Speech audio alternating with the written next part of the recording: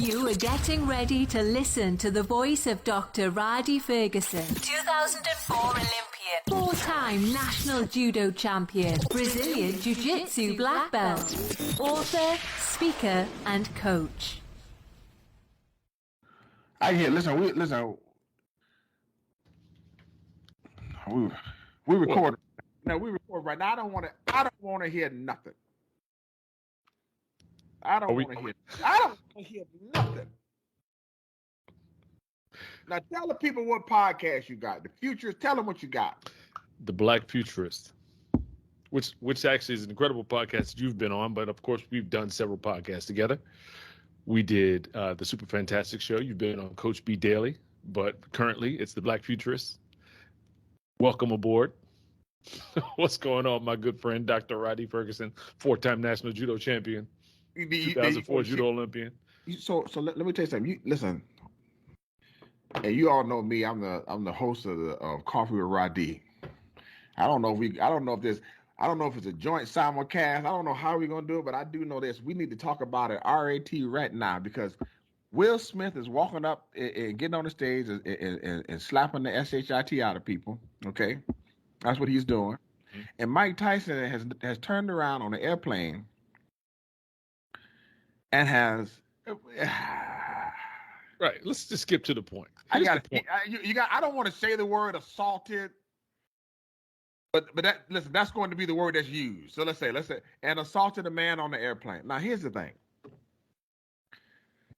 and this is what we need to talk about, Coach B. Do we live in a society today where a man can sit behind another man's seat and poke and prod and make fun and irritate the man for the whole flight, and he just got to sit there and take it? Yes. Well, ladies and gentlemen, it was very good talking to you this afternoon. The answer is yes, because you said the word can. Do we live in a society where a man can do this to another man? Yes. Now, that's the real. The ideal is that when that happens, whatever you've poked, action and reaction is fine. And that works in certain states like Florida, stand your ground rule, right? But they weren't in Florida. If he was not on an airplane, right, and he was and Mike Tyson was sitting in his chair in a space in Florida, and the guy was close to him like that, and he told him, please remove yourself from the space in Florida, Mike Tyson can remove him out of his space in Florida. Right. If Mike felt threatened, then he could stand his ground. But federal, airports are federal space. Airplanes I don't even know what that's considered. It's probably also still federal. I'm not sure. But I saw the link. I sent it to you because I immediately heard the version of you in my head that said, we live in a society where, or even Mike's quote, we live in the internet has made it so people are comfortable saying whatever they want without fear of getting punched in the mouth. Correct. Okay. True. So, ideally, everything is fine. You poked and prodded the bear turned around and did what a bear does, and everybody just wipe your hands clean of it. But that's not where we live. And that was my point to you. I believe if we find out that that's exactly what happened, I believe that a judge will see it that way. Okay, possible. That's possible too. I was in a minor car accident the other day. The woman hit me. Okay, no matter how she want to reclaim it, the woman hit me. Allegedly.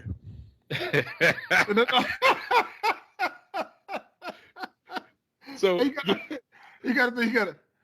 Allegedly. The damage, all right. The damage on the car, it's still damaged, but it's like, to me, it's not worth going to the insurance, all that. I just want to take care of it myself. You take care of yours yourself, and we can call that a day. However, she called the insurance company. Fine. That's okay. So be it.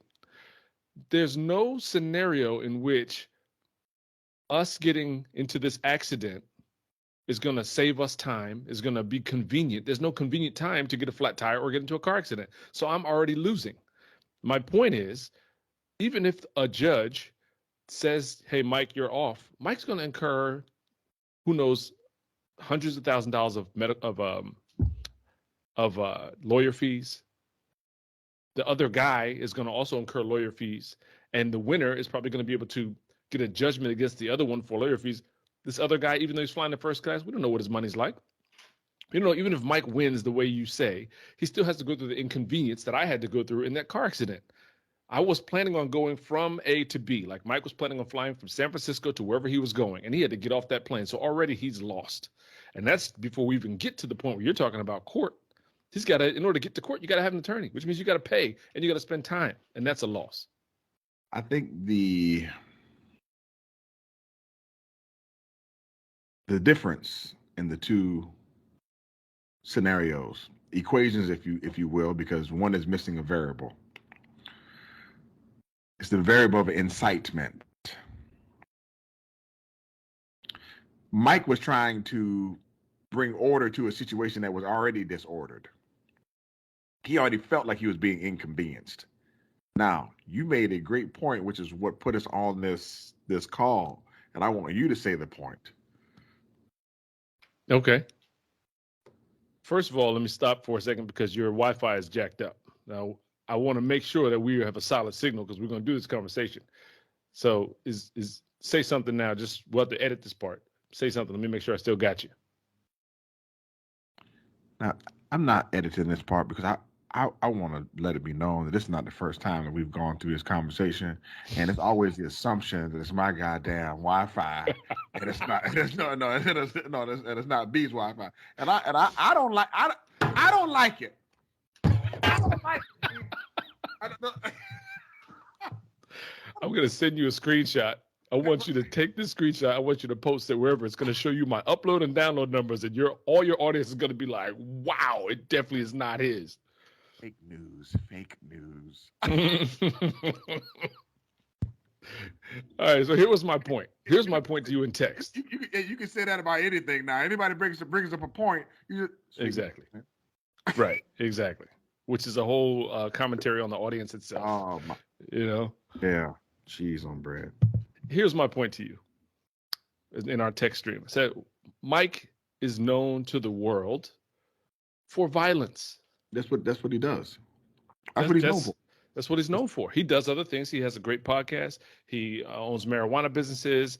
You know, he's actually a great case point of someone who's gone through a whole lot of therapy, a whole lot of self-discovery, and evolved over years. We've watched this guy evolve, but he still has his reputation for violence, and he struggles with that. If it's even a struggle, it's part of his character. Where he even describes it in the duality, like to say, you know, I'm afraid to be that guy, but I am that guy, you know, and it's a really cool thing to watch. But in the wild, Mike is not known for anything that doesn't involve his violence. And so this guy's sitting behind him, and he's intoxicated. His boys are filming, at least 2 cameras I saw. He's alcohol breathing, taking selfies, taking videos of the man, and eventually Mike responds after he's taken enough with violence. Which you know from my standpoint, that is the normal order of operations for Mike. Right. And it's the normal order for man in the wild. But we are no longer man in the wild. We're a man in the litigious society, especially United States of America. And we're man where celebrity exists. Period. And so my point to you was, there's a landscape. There's a mousetrap. There's a you know, these things exist in celebrity. Quite honestly, a guy who's known for violence and who has great celebrity knows when he goes into public spaces, he's not going to be treated normally. Right. That's when you see those what are those, the paparazzi, the way that they behave, that's egregious behavior. That's right. And there's the landscape. Walking up to somebody, putting the camera in their face, filming their baby, not letting them get in their car, and they got to move around you, and they literally want to push those people out the way or push the camera. They can't. And they make more money when they get you to respond to the things that they're saying to you. So they're gonna keep on throwing these wild pitches at you, testing your patience and your calm. And if they're successful, you act out of character or in character, however you want to call it, and they get pictures of it and they get video of it, and that brings them more cash. So My point was that a guy in Mike's situation should be flying private at all times. He shouldn't be in public spaces unless unless he can exert enough control over the public space. Unless he has a buffer. Like there's people on the side of him, the people behind him, and the people in front of him should have been people that are with him. Right. If you can't exert enough control over the situation, then you're going to have a problem. The mousetrap is loaded, and somebody can get close enough to press that button, and it's going to snap. And that's fine until now you got to deal for the next year and a half with attorneys and attorney fees, loss of sponsorship, and all that kind of crap. That's definitely, a possibility. Mike's not losing any sponsorship over this. We'll see. We'll see. Here another because of point. Who Mike is. Right. Like you said, this fits with Mike's brand. Right. Unfortunately, but I think it also brings Mike some pain. I think he's going to contend with this, for some time. I think. So I've watched Mike for a while. Mm-hmm. I also know that, and Mike knew too, that when he stepped back in the ring, he opened up Pandora's box again, which he should not have done. And he said the reason why. He said in interviews, I don't even hit bags anymore. I don't do any of that stuff because it puts me in a space and place that I don't need to be in. Right. And just the whole sparring and they're going back and they're doing the celebrity match with Roy Jones. And when that happened, I was like, Mike, there's just some things you don't need to, you just can't do it again. I don't know if Mike has a choice. I think that there's, like I said, there's a part of Mike's personality that just wants to die on the shield. Like, I got to know that I could be beat. And so you're not going to do that by sitting on the sidelines. There's a part of Mike's persona and it comes out in the conversations. He's struggling with that. It does. That's just how it is. Mm-hmm. I think what he doesn't expect. Let's be clear. When in Mike's life does he experience that, what he experienced on a plane? Never. Like my man, like Coach B, who, all right, in their right mind. Because let me tell you something, Mike is old. Nobody in their right mind. That's the problem. I don't care how old a professional boxer is. I don't care how old George Foreman is. The level of technical acumen and the efficiency and the proficiency of one well-timed strike of a boxer who is 60 years old will kill you. Not hurt you, kill you. And he has to know that about himself. He's very aware. The guy on the plane is aware too.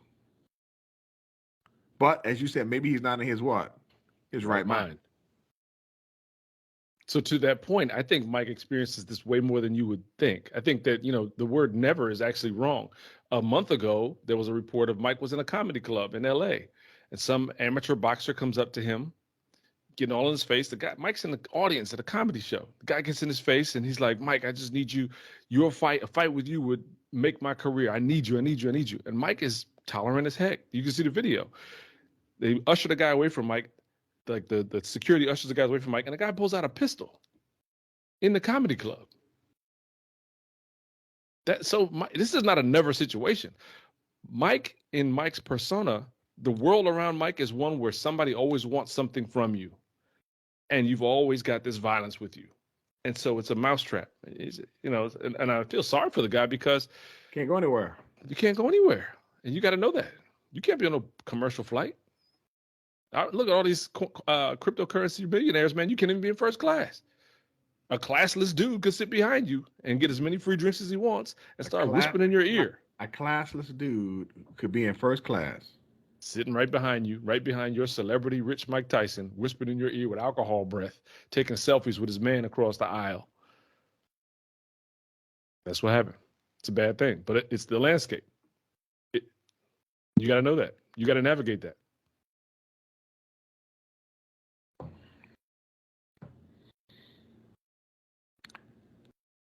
Did he incite the issue? Who? Mike? Did the young man incite the issue? Yes. Did he provoke it? Yes. Well, there's a high level of provocation. Okay, sure. Enough. I don't think Mike goes down for this. He was infringing on Mike's freedom. And so if you get to that point where, like you say, a judge will rule that way, fine.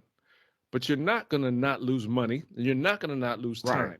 Not gonna. There you go. And that is Mike's biggest commodity. Money and time. That's it. He's got to spend time and money on this crap, which was not in his plan for 2022 or 2023, and now it has to be. That's not great. So that's why I say, the only persons who win are the attorneys. How does he not get trapped in this situation? He's got to control as much of his environment as he can. He's got to have either control over his geography, where he goes, or control over his radius, who he allows within it. And if he doesn't have that, if he doesn't take control of that, then he's always open to hitting this real society away from the ideal society. What do you think? You should be happy that there's a version of you in my head living rent free, which is crazy. I should be happy about that. Let me send you something on Cash App right now. That's some rent, some head rent. Yes, some mental rent I need to pay. That's right. I tell you what, man. I feel like there are more people who should get the shit slapped out of them. I feel that there's more people that should be hit in the face for what they say. Mm-hmm. I feel that there should be more physical aversive stimulus for some of the things that people do. Yep. And people don't agree with that because they say, man, we've evolved as a species.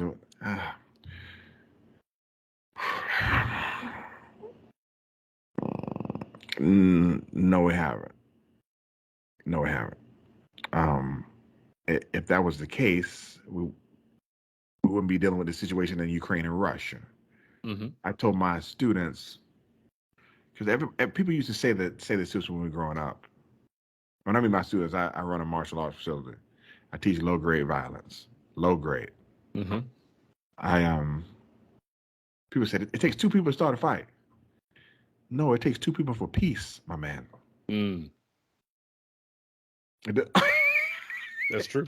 That's good. It takes two people. It takes two people for peace. For peace to exist, it takes two people. Right. Yes. That's great. You're still married. I was married for 17 years. We know this. Okay. Well, to that point is, and I didn't record anything about this. I kind of made it a point not to write about this. You brought it up. I don't want to go deep on it, but when you get slapped in the mouth, is that considered a fight? It has started. It's the absence of peace for sure, but I don't know if it's a fight unless you block. The fight has started. The fight has started. Now, whether you want to continue to fight or not, that's up to you. But okay. the fight has started. Okay. Now, the fight is occurring on two levels. It's on the continuum of being a physical, full-on fight per the response. But the fight in your mind of how or whether you should respond or not is all based on what you perceive the outcome being and the benefits of the outcome. Because let me tell you something. Chris Rock is not a trained fighter. Right. I don't care who you are.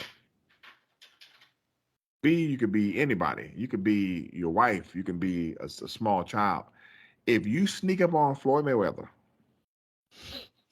and you just walk up on him and you go, BAM! And you hit him, he will turn around and before he can apologize or he will go, wah, he will hit me in the face. Right. Exactly. Hit you twice, whop, whop, and then he'd be like, hey. Yep. He'll look at it and see who you are. And then I'm sorry, I didn't. Like when you scared, like I tell people who are trained fighters or trained in violence. When I mean violence, I'm talking about in low grade violence. I'm talking about your football players, your wrestlers, people who look somebody in the eye and they go forward and not backwards. Mm-hmm. You see those videos when somebody's like hiding in a garbage can and they go, ha! Like there's certain people who are trained, they go like this. And other people go bop. They go pop pop. Right. That's all training. Yeah. Mm-hmm. Like Mike doesn't have enough reps at walking away. Has he walked away? Yes. Has he thrown his hands up before? Yes. Has he? He doesn't have enough reps. That's not going to be the defense here because assuming you're on a plane, No, you've that's been there not long going to enough, be deep. We're just talking. that can't be the defense. Yeah. It's not be the defense is going to be the only defense that Mike has is what you said. He needs to dive. They need to dive into his Mike Tyson-ness. Mm-hmm. Because the other person is going to be like, he's this and he's this and he's this, and they should say, you're correct. He is this and he is this and he's all of these things. So we're trying to find out exactly why your client jumped into the cage of the tiger. Yeah. And then is now upset about being bit. We know why. But here's another interesting piece while you're touching on that. You're supposed to be, if you go to court and it's a jury trial, you're supposed to be judged by a jury of your peers, which would mean it would be a bunch of violent people, professional fighters in that jury box. That would be a fair trial. Again, it would still be a loss of time and money. But, Joe Schmo off the street and 11 other just like that person are not a jury of Mike Tyson's peers. Right, because they don't understand any of what his experience is. That's a good argument. It is. These arguments all cost money. There's the problem. What is it called when they pick the jury? Board de voir or something like that? What's it called? I have no idea. I forgot what it's called. Yeah, but that's a great argument because he needs a jury of his peers. Right. I don't think this is ever going to court. You get a jury of his peers, that thing would be over in day one. We've come up with a decision, Your Honor. It's over. It's over. Yeah, I don't get this clown out of here. Get this clown out of here. Right. I don't think it's going to court. Unfortunately, there's only one way to settle out of court is Mike's paying again. Right, Mike's paying, and Mike, if Mike's paying out of court to make it go away, it's going to be like a $5 million minimum. I have no data. It's still going to cost money. It's going to cost time. Yeah, it's going to cost $5 million, $2 million, and the dude might get sporty. He might sue the airline. Yeah, good luck. Do that. That's great. We're okay with that. So be it. I tell you what, though, he might be in trouble. I wonder how the airline's going to play it with his behavior. Oh, we are banning Mike Tyson from ever getting on a flight again. We have a zero tolerance violence policy, blah, blah, blah. No, they're going to ban the kid. Maybe. I would ban the kid. You and you have a whole different mindset. I don't think you get that about yourself. You keep on talking about like man in the wild, and your rules are exactly right for man in the wild, but we don't. This is a church shoe society, man. Church shoe society. Listen to me. My rules, okay, are not about man in the wild. My rules are about man versus man. Because guess what? It happens the way my rules say. I don't think so. I do think so. I think the guy poked the bear per the rules, and the bear bit him per the rules. Yes, that all happens according to what you say. It's what happens after that you don't ever seem to acknowledge. No, I don't. I don't have anything to do with that rule set. Right. Like in order for you to make a war chest, in order for you to have whatever you got stashed away, right? You had to spend time and money doing it. That's Correct. part of your life spent doing it. So some of your lifetime is inside the safe. You're gonna lose some of that. Or worst case scenario, your freedom will be taken. You will be put inside the federal box, right? Or the state box. Right. You won't be able to enjoy what's in the war chest. That's right. So either way, there's loss. Yeah. He should have hurt the dude worse because without hurting the dude worse, you then make people think that this is a good option. His man who was sitting next to him, if somebody was going to hit somebody, maybe he should have done it. Maybe he should have stood up, called the stewardess, or stood up and slapped the dude, or whatever he had to do. But Mike got to be in a position where there's no positive outcome of me doing Correct. violence in this unsanctioned place, unless I'm protecting myself physically from harm. And I don't think you can make that argument in this case. Mike can. Okay. Yeah, Mike's gonna make it based upon his mental health. Yep. Time and money. and then Mike. There's no way Mike wins here. Right. That was my point in the text. That was all I said. That was your point. That was your point. Your point is, if Mike wins, he loses, and if he loses, he loses. That's right. That's right. So what do you, and that's why I feel like it. I don't want to say this live. I don't want to say this on the. I don't want to say this on the recording. Let me say. How can I say it? I feel.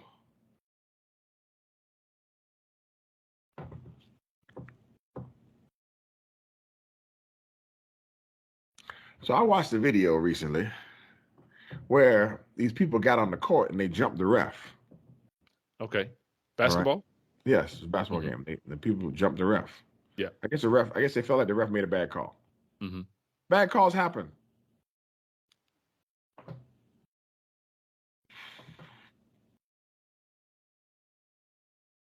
Because people do things like this, less bad calls are made.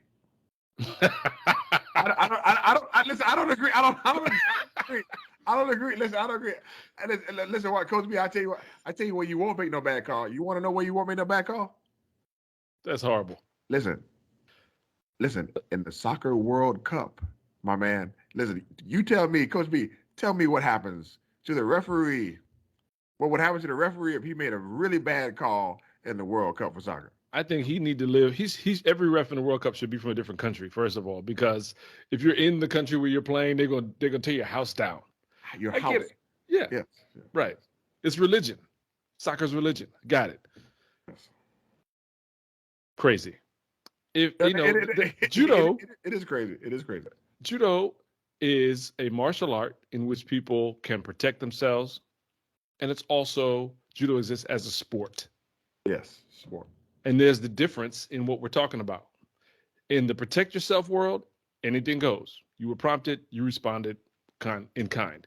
But in sport, there's rules. There's a landscape. And if you're playing the game, let's say in this case of basketball, and the referee makes a call. Or the game of life, as Mike is playing. Right. That Mike doesn't understand the rules. That's right. That's right. What really should happen is if a referee gets jumped on a basketball court, the referee rate just went up. As Fat Joe say, yesterday's price is not today's price. Turn it up. Because otherwise you lose sport. Can't even play sport no more. You can't. And referees will start packing heat. Yeah. No, that's what's gonna happen. And because in certain places, in certain demographics, certain neighborhoods, the referees will pack heat. Yeah. Let me tell you something. These dudes came out the stands, my man. Yeah. Yeah, that's all we can do. We can only. I want to know how they've managed this so well in NHL for so many years. In hockey, it's a part of the sport, and it's fine. You can fight. Period. And I think that's what makes it okay. I think that's why they manage it well, because you can fight. Because here's the thing, and I said this in class the other day. Your words mean nothing without the threat of violence. Violence. But somebody said violence should never be an option. I said no, my friend. Violence is always there. Violence is always an option. It is not always the best option. Right. But the option has to be on the table. You have children. Now, you don't go around beating your children. No. You didn't go around beating your children. However, on a low grade level, your children knew, hey, I'm only gonna push this guy so far. Right. And then there's gonna be a possible issue or problem that we don't need to invoke or incite or provoke. Right. At this particular time. Right. Because it's an option. My grandmother was an immigrant. She came to this country. She didn't know the language. She married a black man from the South. And the programming that she put into our family involved low-grade violence very early in life with a wooden spoon. But for the rest of your life, the thought of that spoon was enough. It was like that, tying the elephant's foot with a chain and then turning into a string. Exactly. If she grabbed that spoon, you like, okay, I'm done. I'm good. I got it. It's in there. It's in the bottom of my brain stem. It's just like a programmed response. Nana's going for the spoon. Let me get out of here. Do something different. So, okay, with that being said, before we close, okay? Yeah. To Mike's point, and to the societal point, the wooden spoon has been removed. So everybody's behavior is very different. And you're dealing with differing demographics. You're dealing with Yep. a demographic that Mike is in, which is our demographic, and a tad bit older, and these new people who have never had the wooden spoon. Right.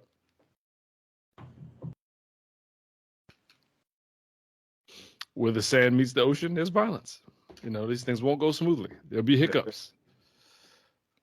And if Mike gets the opportunity to be judged by his peers, he'll be okay. That's right. That's exactly right. With that being said, make sure you please check out the Black Futures podcast today. Hey, and definitely enjoy yourself a cup of coffee with Rhadi daily. We appreciate it. Good to see you, brother. That was always good, man. Always good. Dropbox me this